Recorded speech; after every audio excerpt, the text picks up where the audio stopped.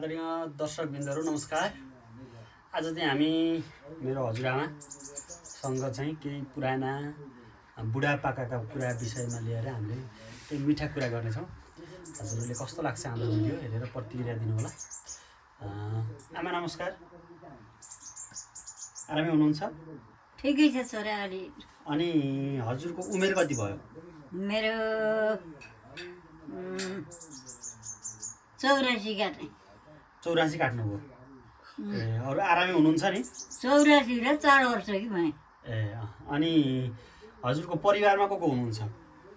मेरो नाति छ, बुहारी छ, छोरो छ, अर्को कान्छो छोरो मधेसमा छ, सब छन् मेरो। अनि हजुरको स्वास्थ्य अवस्था ठिक छ? अलिअलि छ छोरा। अनि खासमा हजुरले चाहिँ यो एउटा अब लगभग 90 वर्ष आरारीमा पुग्नुभयो भन्ने कुरा भयो। जस्तो हजुरले चाहिँ अब अहिलेको व्यक्तिहरूमा त्यस्तो किसिमको चाहिँ अब खाद्यान्नहरूले गर्दा त्यस्तो देखिँदैन। हजुरले चाहिँ जवानामा खासमा चाहिँ के खानुहुन्थ्यो? अहिले यो किसिमको बल ऊर्जा हजुरसँग छ अहिले चाहिँ? आटो खान्थ्यौँ, मकैका रोटा खान्थ्यौँ, उसको कोदाका रोटा खान्थ्यौँ, कोदाको ढिँडो खान्थ्यौँ, बुझ्यो? त्यही हो अलिकति। अनि हजुरको श्रीमान्तसम्म कता हुनुहुन्न होइन? कहाँ हो नि, 60 वर्ष भयो मरे। 60 वर्ष त भयो नि? कति वर्ष भयो? 60 वर्ष भयो। 60 वर्ष भयो श्रीमान बितेका। अनि हजुरका छोरा चाहिँ कतिवटा? छोरा 4 भाइ हुन्, 2 भाइ उही। हजुर कहाँ उही भन्नाले? उही भन्नाले बिते। 2 भाइ मेरा छन्, एउटा मधेस छ, एउटा यहाँ छ, एउटी बुहारी उहाँ छ, एउटी यहाँ छ, एउटा यहाँ नाति छ, एउटा मधेस नाति छ, मेरो सब छन् छोरा। ए अनि भनिसकेपछि हजुर करिब 90 वर्ष पुग्नुभयो। श्रीमान बितेको लगभग 30-40 वर्षबाट माथि भइसक्यो।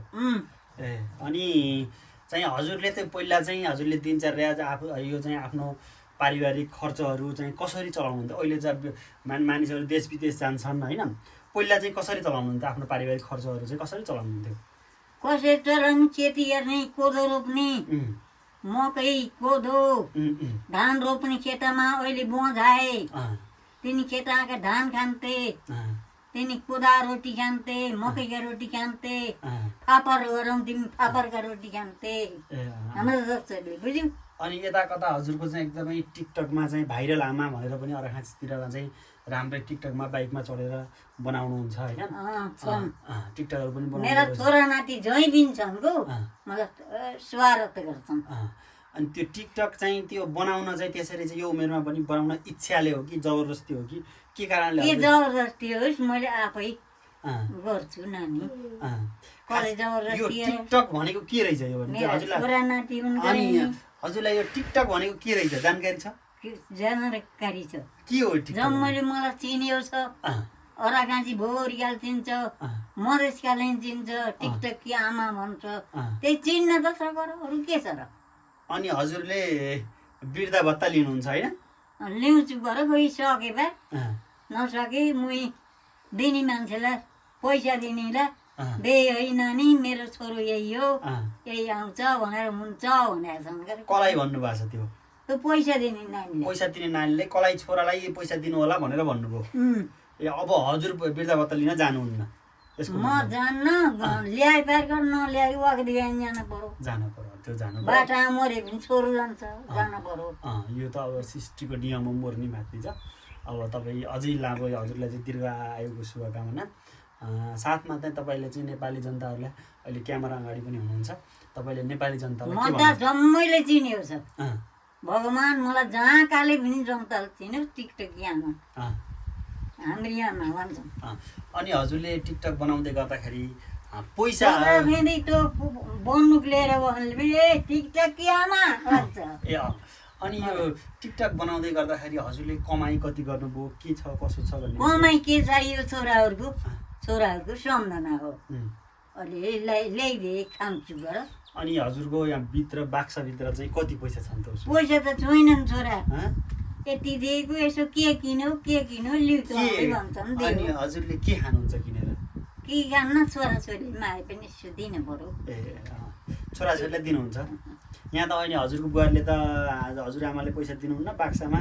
दिन्न, त्यहाँ दाँतमा यहाँ दाँत बिग्रिएर बनाउन 3000 चाहिँ जत्थेर पनि दिन कहाँ हुन्छ त। अनि त्यही त हजुरको आज बाक्सा चाहिँ 10 लाख रुपियाँ पैसा मेरा पैसा छैनन्। 10 लाख रुपियाँ पैसा छन् भन्छ त। छैनन्, मेरा 2-4 सय होला। अनि तपाईँले पैसाहरू चिन्नुहुन्छ? किन दिनु त, पैसा किन दिनु त। ए अनि तपाईँको जमानामा सुन चाहिँ कसरी तोलाको थियो? तोलामा चाहिँ हजुरले चाहिँ सुन कसरी पाउनुहुन्थ्यो? 300 रुपियाँ तोला। 300 रुपियाँ तोला। अहिले चाहिँ 300 रुपियाँ तोला गाउने नि। अहिले चाहिँ सुन कसरी छ हजुरलाई जानकारी छ? भोलि लाख रुपियाँ तोला। 2 लाख रुपियाँ तोला। मेरो बा त्यस्तो पनि कसले किन्ला। अब कुरा गर्दै गर्दाखेरि मैले अर्को प्रसङ्ग जोडेँ हजुरलाई। जस्तो हजुरको जमानामा अहिले त एकदमै महँगी भएको छ, यस्तो उस्तो छ भन्ने कुरा छ होइन। जस्तो हजुरको जमानामा चाहिँ हजुरको श्रीमानले चाहिँ मासिक रूपमा चाहिँ उहाँ कहाँ गएर के गर्नुहुन्थ्यो, कमाइहरू गर्ने चाहिँ माध्यमहरू खास के कलकत्ता लाउर गएर कोही आउँदाखेरि रुपियाँ पठाउनुहुन्थ्यो, यति खानेकुरो पठाउनुहुन्थ्यो। अब उहीँ कलकत्ताबाट आएको देख्छु अहिले पनि सपनामा। कलकत्ता जाऊ हाम्रोबाट त। अनि महिनाको कति कमाउनुहुन्थ्यो कलकत्तामा? महिनामा कति कमाउने हो भने त्यही 60,000 हो। 60,000 त होइन होला नि। 60,000 दिन्थ्यो महिनामा। 60,000 त अहिले पो दिन्छ त। पहिला त कलकत्तामा होइन, म त्यस्तो उसको नोकरी गर के सरकारी। कसको? हाम्रा बुढाको छोरेर आएर हो को। 60,000 त उति बेला दिँदैन कि तपाईँले? छोरेर आएर हो को, छोरा दिन्थ्यो। 60,000 दिँदैन त आमा। 60,000 को धेरै रकम हो। रुपियाँ मोरका हुन्थ्यो त्यति बेला त कुरा होइन। 60,000 दिन्थ्यो। 60,000 दिन्थ्यो। गलत आमा, तपाईँले त भुल्नुभयो। किन बोल्यो? बुढा चाहिँ कलकत्ताबाट आएको चाहिँ सम्झिन्छु, सपना देख्छु, बुझेँ। अनि नुन कसरी पाइन्छ त्यति बेला? नुन मोरपाती। मोर रुपियाँ पाथी भन्छ कि चाहिँ मोर नुन चाहिँ कहाँबाट बोक्नुहुन्थ्यो? यहाँ त पाइन्न त भन्ने कुरा सुनेको थियो हामीले कता कता। यसो हुन्थे, 1 महिना दिउने कुँडे चुनी भर्लाका पातामा नौनी कुनी सिर्सेका नुनले स्वाद नृत्य हुने भन्थे। के हो यो आहान भनेको के हो? यो कुरो बुझेन नि के हो त, त्यही जातर गर्थे। अनि हजुर चाहिँ लगभग 90 वर्ष कि भए भन्नुभयो। भनिसकेपछि हजुरलाई होइन स्वास्थ्यमा चाहिँ केही समस्या, बिमारहरू या चाहिँ दैनिक दबाईहरू औषधिहरू खाने त्यस्तो गर्नुहुन्छ? बटौली पनि लहर गयो यहाँ टेबल त। अनि लहर त गयौँ कि भएन। अहिलेको अवस्थामा हजुरले चाहिँ अहिले चाहिँ विभिन्न बिरामीहरू, सुगर, प्रेसर, थाइरोइड भनेर चाहिँ अनि चाहिँ विभिन्न रोगका औषधिहरू अहिलेको पुस्ताहरूले एउटा उमेरमै खाइरहेको हुन्छ। हजुरले केही दबाईहरू यो प्रयोग गर्नुहुन्न? थाहै छैन मलाई। हजुरलाई सुगर, प्रेसर केही छैन? केही छैन। के छैन अहिलेसम्म? गराउँछ छोरा। सिएसी गराउ यति टाठो बोल्नुहुन्छ अनि सिएसी गराए कसरी भन्ने त? सिएसी गराउँछ बोल्न त अलि साथ छन्। अनि त्यो बाइकमाथि चढ्नुहुन्छ कसरी सिएसी गराउनु भयो? चढ्छु त नि म त। परानसम्मदेखि नचढ्ने। तपाईँले केही दिन अगाडि म प्रधानमन्त्री बन्छु देशको भनेर टिकटकमा यता कता देखेका थियौँ। यस विषयमा के हो हजुरको कुरा? हजुरले केही दिन अगाडि टिकटकमा म प्रधानमन्त्री बन्छु, म नेपालको नेता बन्छु भनेर चाहिँ भाषण दिनुभएको थियो टिकटकमा। किन दिन्थ्यो संसारलाई मैले म प्रधानमन्त्री भएपछि जहाँ कहीँ भाटाघाटा खन्थे हो कि होइन? आफ्नो धन भएपछि आफ्ना छोरा नाति पनि बन्थे हो कि होइन? अब छोरा नाति नातिनी सब बन्थे, नोकरी पाउँथे। यहीँ तिमीलाई कहाँ जान बरोबर न। अहिले देशको प्रधानमन्त्रीलाई चिन्नुहुन्छ हजुरले?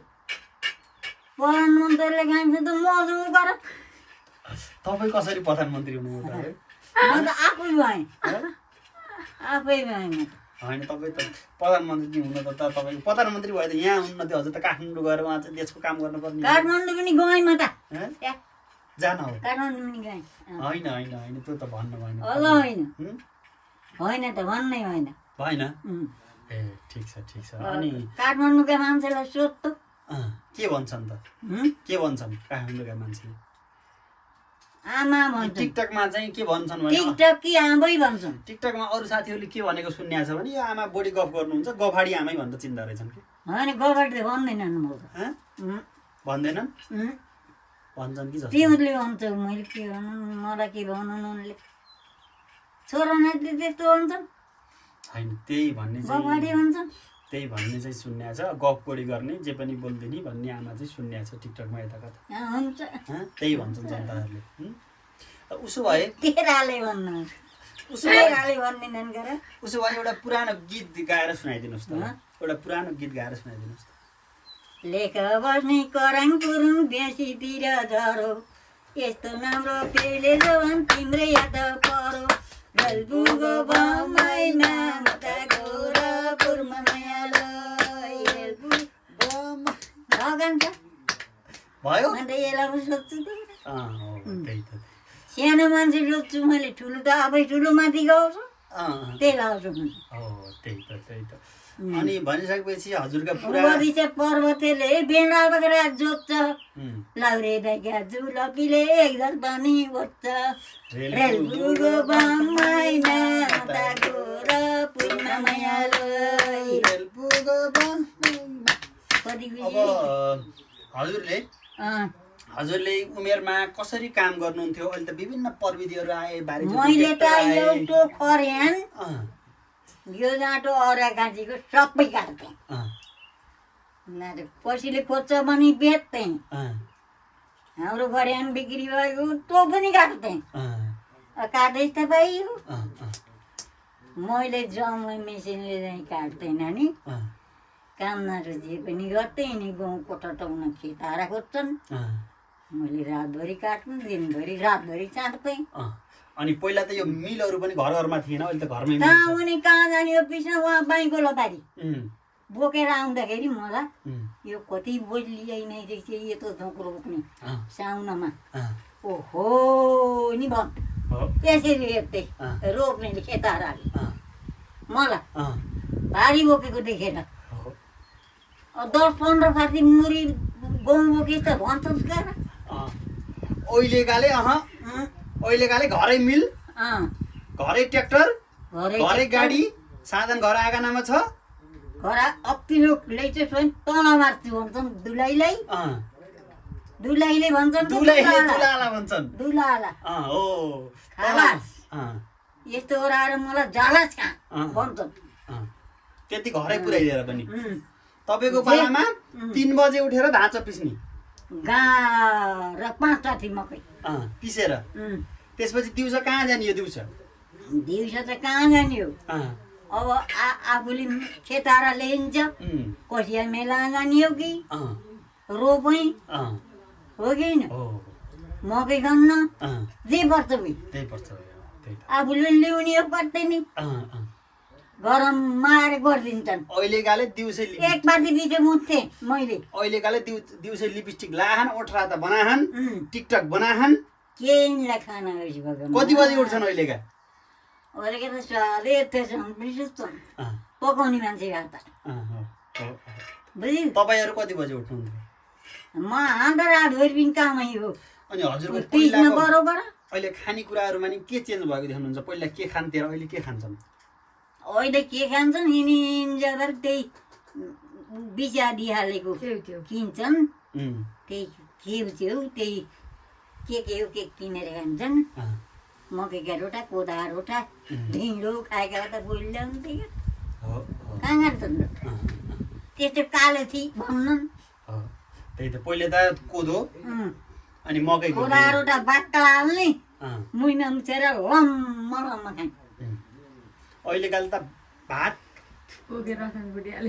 अनि अरू के छ भात पकाउन अहिले कोदै रोप्दैनन् कोदै रोप्न छोड्यो खेतै बाँचे के हो खाने हो होइन धान त मधेसमा तराईमा गरिरहेछ नि त तराईमा त उता किन्न बरोबर आफ्नो खेत गर्दा किन्न पर्दैन त पर्दैन अहिले त गर्न छोड्यो हाम्रा 3टा खेत बाँचे अनि तपाईँले चाहिँ मलाई सम्भवतः लाग्छ यो गहुँ भन्ने पनि पछि आएको जस्तो लाग्छ कि पहिला चाहिँ मकै मात्रै हुन्थ्यो कि जस्तो लाग्छ मकै जौँ त गरा गहुँ हुन्न थियो त्यति जौँ खाने गहुँ पहिला गहुँ थिएन तपाईँको पालामा पालामा भएन गाँठे म त कति गराएँ कति गहुँ हो 6-7 मुरी बनाएँ 8 मुरी बनाएँ सरसरी सक्दै पहिला अरू आएनन् खान त बरोबर अहिले जस्तो यो चाउचाउ बिस्कुटहरू त तपाईँले देख्नु म त होइन त खाएन खाइएन अनि लहरा तिनी परेका चाउमिनहरू लहरा देख्नु भएको छ तपाईँले चाउचो मिठो मान्नुहुन्छ धेरै भन्ने सुनेको छु मैले तँ त अचार खानुलाई यो गर्न नि सबैले खाओ हो मैले खान दिमाग खाउँदैन छोराका रोटा मकैका रोटा फापरका रोटा त्यस्तै खाने के हो पुरुटी खान त चिसो चाहिएन त्यही त मलाई लाउँदै हो भरे अलिबरमा सुगा रोटी एउटो अनि हजुरको ल मैले हजुरलाई अर्को कुरा सोधेँ हजुरले खानामा चाहिँ कसरी कति टाइम खानुहुन्छ कसरी खानुहुन्छ हजुरको खानाको एउटा सेड्युल भनिदिनुहोस् त के सरी भन्ने त ए सरी सेड्युल भन्नाले तपाईँले चाहिँ खाना कसरी खानुहुन्छ तपाईँ कति टाइम खानुहुन्छ त्यो भनिदिनुहोस् कि मैले कति अहिले एउटो दिउँसो एउटो रोटो भरे बिहान बिहान यति भात खानुहुन्छ भनेपछि तपाईँको शरीरमा कुनै रोग बिमार छैन म छैन ल उसो भए गराउँछ नानी तपाईँले उसो भए अन्तिममा नेपाली जनतालाई तपाईँ क्यामेरा अगाडि हुनुहुन्छ है तपाईँले चाहिँ अन्तिममा चाहिँ नेपाली जनतालाई के भन्न चाहनुहुन्छ र हाम्रो युट्युब च्यानललाई चाहिँ सोनु आचार्य युट्युब च्यानललाई सब्सक्राइब गरिदिनु भन्नु त मेरा सोनु आचार्यले त्यसमा सही गरिदिनु सब्सक्राइब गरिदिनुहोस् मेरो नाति हो यो सब्सक्राइब गरिदिनुहोस् त्यो च्यानललाई भन्नु त मेरो नाति जे गरेर भए पनि जे गरेर भए नि सब्सक्राइब गरिदिनु लाइक गर्नु कमेन्ट गर्नु फलो गर्नु सेयर गर्नु भन्नु लाइक गर्नु कमेन्ट गर्नु साइड गर्नु फलो गर्नु मेरा नातिलाई धन्यवाद दर्शकबिन हजुरले यो भिडियो हेरेर प्रतिक्रिया दिनु होला साथसाथै हाम्रो भिडियोलाई लाइक कमेन्ट सेयर र सब्सक्राइब गरिदिनु होला त्यसै गरी यस्तै रमाइलो भिडियोहरू हामी फेरि पनि लिएर आउँदैछौँ भन्दै यति भन्दै हाम्रो यो सानो रमाइलो भिडियोबाट बिदा हुन चाहन्छु हस्त